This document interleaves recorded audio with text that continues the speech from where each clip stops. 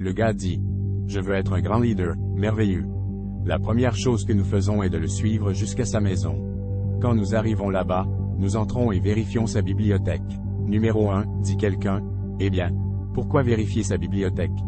La raison en est que ce que lit un homme verse d'énormes ingrédients dans sa fabrique mentale, et la trame de sa vie est construite à partir de ces ingrédients. Assurez-vous de ne pas passer trop de temps sur des choses mineures. C'est pourquoi vous devez penser sur papier, mettre votre plan de jeu par écrit pour vous assurer de ne pas gaspiller de temps majeur sur des choses mineures. Une petite phrase que j'ai. Ne confondez pas le mouvement avec la réalisation. La destination n'est pas déterminée par l'espoir, ce n'est pas déterminé par le souhait. La destination est déterminée par la direction. Vous ne pouvez pas changer la destination du jour au lendemain, mais voici ce que vous pouvez changer aujourd'hui et du jour au lendemain. Vous pouvez changer de direction. C'est fascinant de voir ce qu'un petit changement de direction peut faire, quelques décisions disciplinées, quelques décisions d'apprentissage, quelques décisions de changement de comportement, de changement d'habitude, quelques décisions et la fixation d'objectifs que vous avez laissé s'éloigner comme je l'ai fait à un certain âge. Je n'avais pas de liste. J'ai immédiatement commencé à changer cela et j'ai immédiatement commencé à changer de direction. Très rapidement, j'ai commencé à aller dans cette direction et en moins de 7 ans, j'étais millionnaire. En n'étant pas préparé, en ne pensant pas à l'avenir, c'est votre choix maintenant. Voici l'autre côté de la médaille. En étant préparé, vous augmentez vos chances de succès, vous augmentez la probabilité en étant préparé, vous augmentez vos chances de succès de saisir les opportunités qui se présentent à vous, d'être prêt en vous-même à profiter des situations uniques dans une vie. Le raffinement de la philosophie, les études supplémentaires, les livres supplémentaires, les cours supplémentaires, la pensée supplémentaire, la méditation supplémentaire, l'échange supplémentaire d'idées, le débat et la discussion, c'est là que vient la vie supplémentaire, dans les dimensions de la philosophie affinée, la pensée supplémentaire, et ce sont les étapes de la découverte intellectuelle que beaucoup de gens ne veulent tout simplement pas prendre ou qu'ils sont trop occupés pour prendre, ou qu'elles se présentent de manière trop forte et difficile.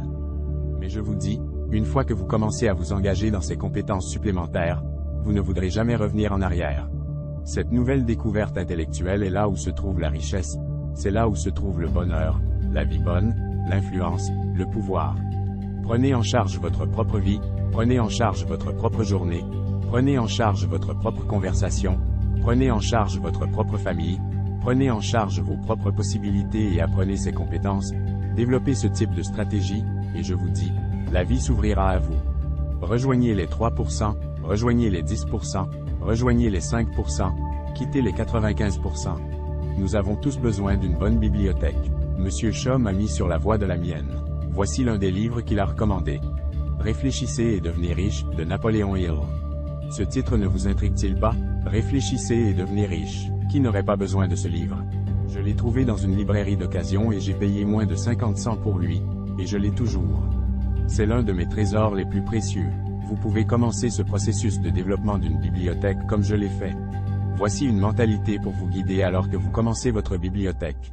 Elle doit montrer que vous êtes un étudiant sérieux de la vie, de la santé, de la spiritualité, de la culture, de l'unicité, de la sophistication, de l'économie, de la prospérité, de la productivité, de la gestion des ventes, des compétences et des valeurs de toutes sortes.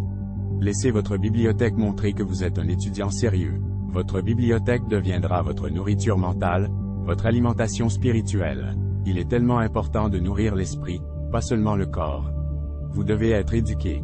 Bon livre pour commencer est « Comment lire un livre » de Mortimer Adler. Adler était le rédacteur en chef de l'Encyclopédie Britannica, qui est également une bonne série de livres à avoir dans votre bibliothèque.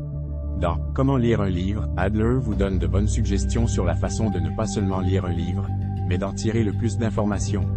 Il fournit également une liste des meilleurs livres jamais écrits, et je l'ai utilisé comme pièce maîtresse de ma bibliothèque. Je vous dis simplement ce qui a fonctionné pour moi. Si cela vous convient, tant mieux, sinon continuez à chercher quelque chose qui vous convient. Assurez-vous simplement de maintenir l'équilibre de votre bibliothèque. Permettez-moi de vous donner quelques exemples. En premier lieu, nous devons tous avoir un sens de l'histoire. Nous devons en savoir plus sur l'histoire américaine, l'histoire internationale, l'histoire familiale et l'histoire politique. Cette connaissance vous montrera que l'état de la vie de quelqu'un change rarement pour le mieux de sa propre initiative. Une fois que vous réalisez cela, le pas logique suivant est de réaliser que c'est vous qui devez faire le changement.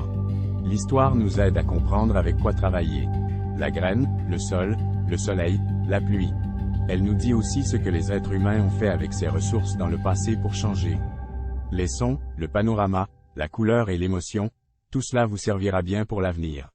Ne ratez pas un jour, puis prenez quelques heures à la fin de la semaine pour réfléchir. Revenez sur votre calendrier, revenez sur votre carnet d'adresses, posez-vous les mêmes questions. Où êtes-vous allé? Qui avez-vous vu? Comment cela s'est-il passé? Que s'est-il passé? Capturez cette semaine. Une semaine est une période de temps assez importante. Ensuite, prenez une demi-journée à la fin du mois pour réfléchir. Suivez le même processus. Revenez sur ce que vous avez lu. Revenez sur ce que vous avez entendu. Revenez sur ce que vous avez vu. Revenez sur vos sentiments et capturez-les pour qu'ils vous servent. Enfin, prenez un week-end à la fin de l'année pour établir fermement l'année dans votre conscience, afin qu'elle ne disparaisse jamais. L'Ancien Testament décrit un scénario unique qui se déroulait selon la loi de l'époque. Les gens travaillaient pendant 9 ans, et la 10e année était un sabbat. La 10e année était probablement utilisée pour se détendre, se ressourcer, se remettre en forme physiquement. Nous pourrions appeler cela un changement de rythme dans la société moderne. Mais ce n'était pas le seul objectif de la 10e année. Je suis sûr qu'à l'époque ancienne, les sabbats étaient utilisés pour passer en revue les 9 années précédentes, voir ce qui a bien fonctionné et ce qui n'a pas bien fonctionné, ce qui a bien marché et ce qui n'a pas bien marché. Les gens se posaient des questions. Comment ai-je grandi? Qu'ai-je appris? Comment ai-je changé? Qu'est-ce que j'ai maintenant après 9 ans que je n'avais pas au début? Ce temps de réflexion est ce qui rend un sabbat si efficace et significatif. Parfois, vous voudrez réfléchir avec quelqu'un d'autre. Un couple peut réfléchir sur l'année passée ensemble, des parents peuvent réfléchir avec leurs enfants, des collègues peuvent réfléchir ensemble. Mais vous devez aussi apprendre à réfléchir seul. La solitude est une force puissante. Nous avons tout besoin de trouver des occasions pour nous isoler du reste du monde pendant un certain temps. J'ai un camping-car et une moto, c'est ainsi que je trouve la solitude. J'ai l'occasion de réfléchir seul. Je revis ma vie. Je revis mes compétences. Je revis mes expériences. Il y a certaines choses que vous devez faire seul, comme méditer, réfléchir, vous émerveiller, lire, étudier et absorber de nouvelles idées. Décidez comment vous pouvez devenir meilleur cette année qu'elle était l'année dernière. Profitez de votre solitude. La vie est pleine d'expériences de toucher, de voir, de regarder, de faire et d'agir, mais vous perdrez les leçons de ces expériences si vous ne prenez pas le temps de réfléchir. Nous pouvons tous apprendre à rassembler le passé et à investir dans le futur, rassembler aujourd'hui et l'investir dans demain, rassembler cette semaine et l'investir dans la semaine prochaine, rassembler cette année et l'investir dans l'année prochaine. Beaucoup de gens se contentent simplement de passer une année de plus, ils attendent de voir ce qui va se passer. Je vous demande de choisir un chemin différent, d'apprendre, d'étudier et de réfléchir. C'est une partie importante du développement personnel, la quête de devenir meilleur que vous ne l'êtes maintenant. Merci de t'abonner pour soutenir la chaîne. Cela va nous motiver à publier plus de contenu sur la motivation et les histoires de réussite. À très vite dans Feuilles de sagesse.